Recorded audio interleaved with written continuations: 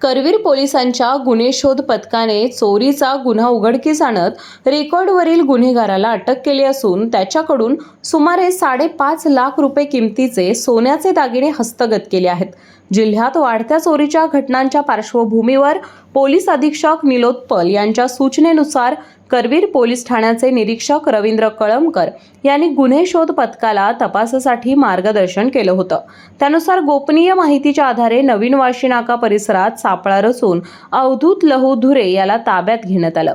चौकशीत त्याने नागदेववाडी येथील शेजारी राहणाऱ्या महिलेच्या घरातून सोन्याचे दागिने चोरल्याची कबुली दिली आहे. त्याच्याकडून 32.300 ग्रॅमचे सोन्याचे गंठण, सोन्याची अंगठी असा 4.6 लाखांचा ऐवज जप्त करण्यात आला.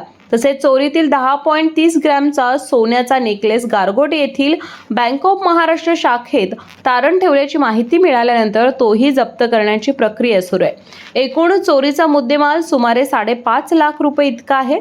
यातील आरोपी अवधूत लहू धुरे वय 23 राहणार फये पोस्ट शेणगाव तालुका भुदरगड आणि त्याची मैत्रीण तेजस्विनी विक्रम बुरबुसे वय 24 मूळ राहणार गणेशनगर गारगोटी तालुका भुदरगड.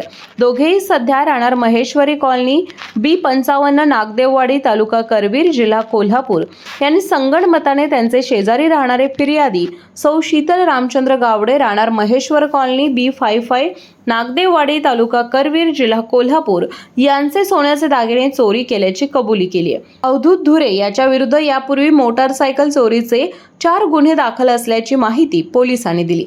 गुन्ह्याचा पुढील तपास हेड कॉन्स्टेबल रणजित पाटील करत आहेत.